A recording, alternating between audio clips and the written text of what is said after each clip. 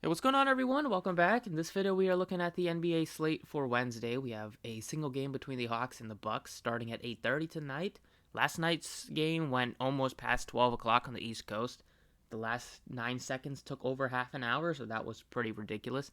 But shout out to the Suns for taking a 2-0 lead. Paul George could not come through when it mattered the most. He came through pretty clutch in the last 2 minutes, but the last 30 seconds he missed those two free throws, which obviously led them to them losing the game. Also missed 5 free throws on the entire night, so not a very good performance from the free throw line from Paul George. Going back to LA down 0-2, we'll see if Chris Paul's back and they're still without Kawhi.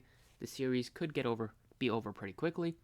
But looking at tonight's game between the Hawks and the Bucks, first game between these two opponents, we'll see. Take a little time to see how these teams match up and what kind of lineups we should expect and what kind of minutes some of these players should play.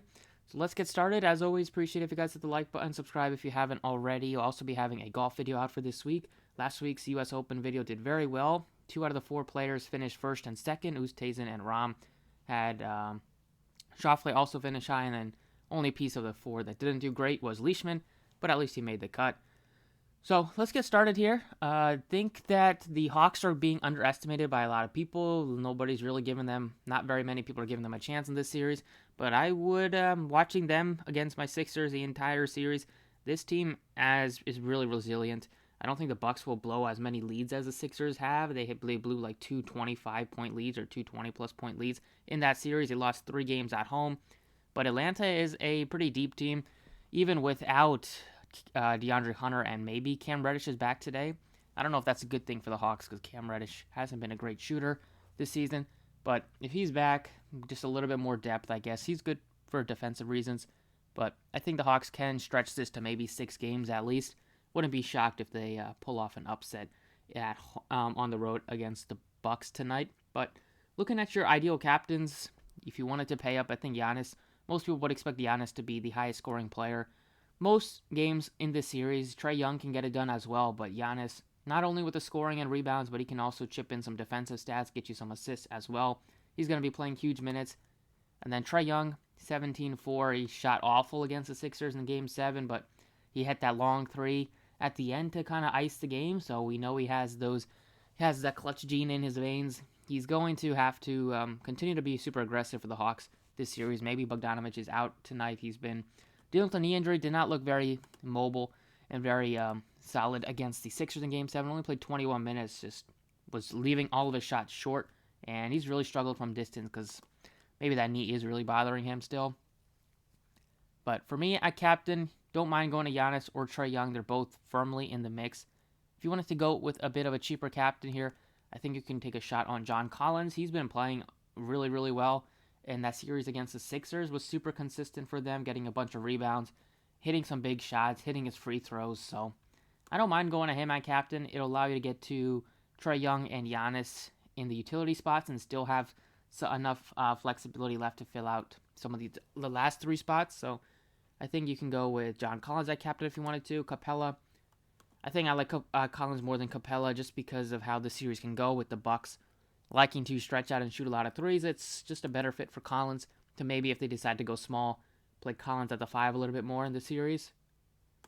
Harder, $7,200. He looks great as well. Last couple of games was huge for the Hawks to seal the deal against the Sixers. Big performance for him in Game 7. He is priced more expensive than Bogdanovich, but I think that is a right call, especially with Bogdanovich dealing with an injury. And then for value here, depending on some of the Bogdanovich news or Reddish news, I think Gallo makes sense. He's just a guy that they're going to need out there just for his ability to stretch the floor. I like the lineup they ran for parts of the game, parts of the series against the Sixers, where they had Gallo at the 4, Collins at the 5, and they had Herter, Young, and even Bogdanovich in there. That lineup can absolutely shoot the basketball, so I think that's something they're going to have to implement in this series with the Bucks, just because I expect both of these teams to rain down a lot of triples, and we know Milwaukee loves to shoot the 3.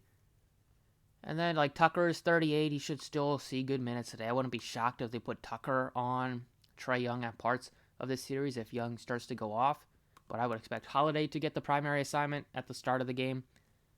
And then for other value plays, Pat Connaughton's been pretty solid for the Bucks. Plays mid-20s, minutes off the bench. Sometimes can creep into the low 30s depending on how he's playing. But without DiVincenzo for this postseason, Connaughton has kind of jumped over Bryn Forbes a bit. Forbes still gets some minutes, but with Forbes being $1,000 more expensive and his minutes have really kind of cut short a little bit, I would much rather take a shot on Pat Connaughton.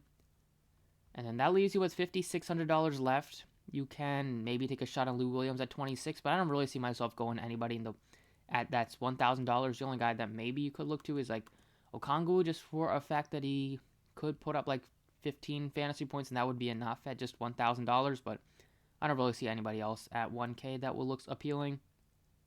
The 2K range is basically just Connaughton as my favorite, then followed by Lou Williams.